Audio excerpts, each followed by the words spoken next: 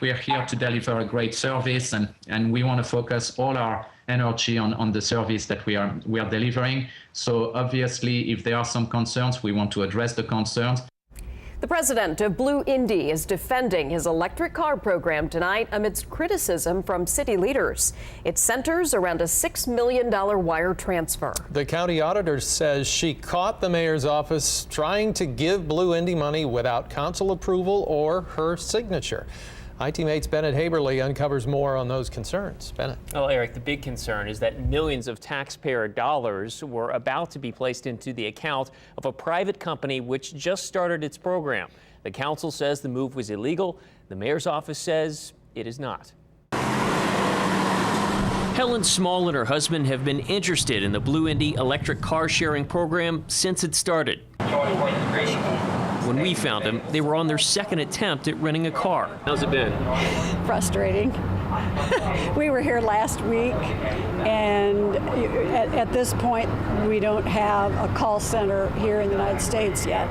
So you're talking to somebody in France, and then the satellite will freeze up. As a downtown resident, Helen says she likes the idea, just not how the program came about, as she says, with little public input on where the cars ended up.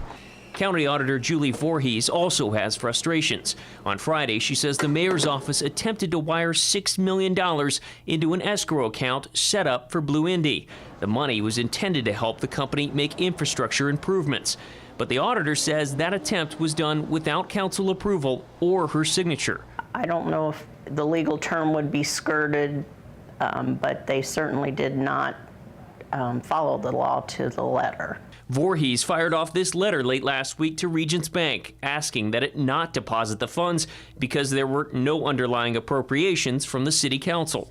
Your contention is it should have come through your office. Correct. And we've asked Regents Bank to put a hold on it. And the response from the mayor's office was? They felt like it was legitimate and that they've processed payments like that previously. So that made me curious to pull those other payments. When we asked to speak to Mayor Ballard about this, we were told he was unavailable. His spokeswoman said that the council approved Department of Public Works funding last year and that the DPW board approved the $6 million payment at its meeting late last month.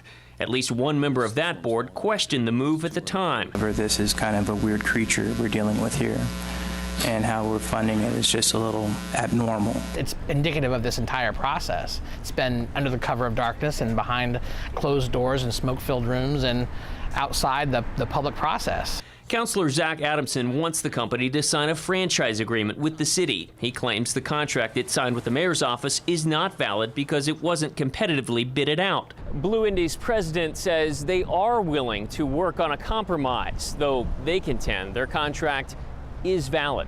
A copy of that contract, obtained by IT-Mate, shows the company struck a 15-year deal with the city that includes a promise of that $6 million to be paid on or about September 1st.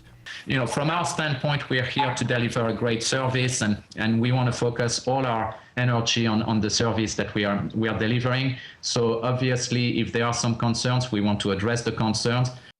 Bottom line, the council and the auditor contend that proper procedure was not followed. The mayor's office contends that the money should go to blueindy. blueindy's president, Hervé Mueller, says they are here for the long term. They want to settle any concerns and have confidence that the city will maintain its contractual obligations. Okay, so is the auditor concerned that this might have occurred with some other contracts? She is, which is why she's gone back now and is currently reviewing some of those other contracts. In the meantime, the council has its own concerns about wanting to renegotiate this contract, but of course that resolution that passed last night from the council to potentially tow these cars, that probably might not help the relationship with blueindy. The president said he was surprised by that vote. Yeah, these tensions go back a little ways. They do, And yes. they will continue until we get it resolved. Right. Thanks, Bennett. Sure.